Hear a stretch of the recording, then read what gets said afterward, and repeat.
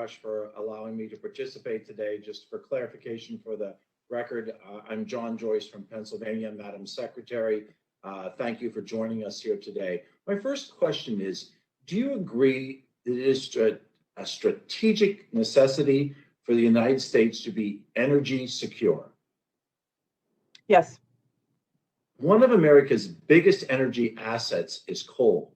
And in fact, the United States has the largest coal reserves of any country. With 23% of total global reserves, according to BP's Statistical Review of Energy, Pennsylvanians and Americans from across the whole country understand that firsthand, if we are to stay energy secure, that we cannot afford to walk away from the resource of coal. Do you think, Madam Secretary, that there is a future for coal energy in the United States? Well, I know it's not about my opinion. I know where the market is heading. I know it's been devastating for many in coal country. And I know we want to continue to work on the technologies that help to make the CO2 emissions from coal be captured and sequestered, and to maybe use byproducts or look at coal for other critical minerals that might be inside of them. We also want to work with the communities to make sure that we are, for coal plants, for example, that may have shut down, is there a fuel switching opportunity that we can do there, and then attach CCUS to it? So these are really, I feel this deeply because in Michigan, when I was governor and we were producing the internal combustion engine, we still do, but then we saw imports threaten us because of fuel economy standards, and then we had to migrate to car 2.0, the electric vehicle, and a lot of people, when the auto industry went through bankruptcies and everything, were left through no fault of their own without jobs. Completely get this, and this is why the technologies associated with reducing carbon emissions can help communities who are looking to hold on to jobs and to have jobs, energy jobs of the future, to be able to thrive.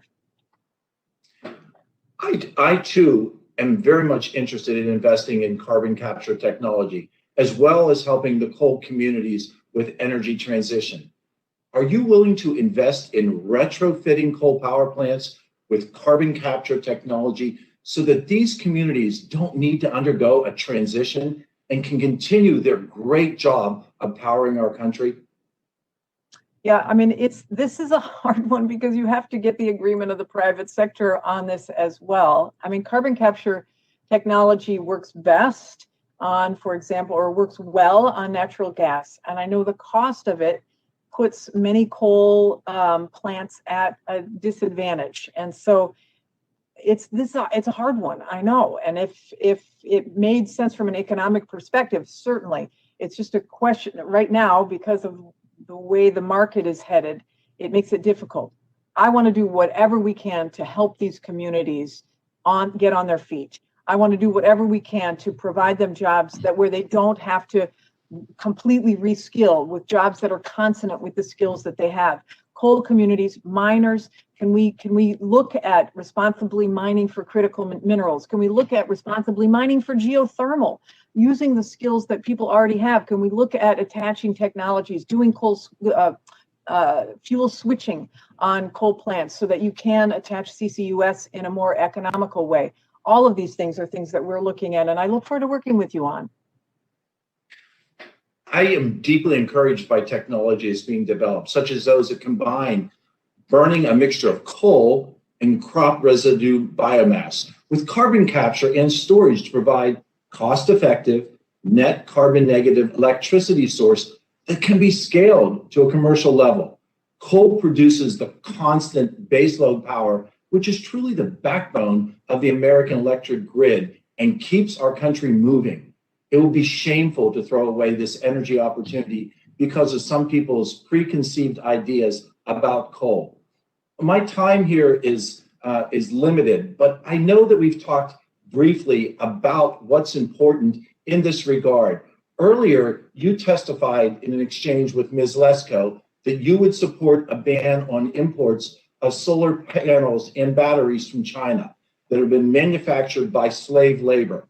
Can we confirm in that exchange that you would indeed support a ban of those panels that were manufactured by slave labor? I don't know that I used the word ban or that was the specific question, but I am concerned about the import of panels manufactured in China using slave labor, and I want to create a supply chain and jobs here instead of relying upon that.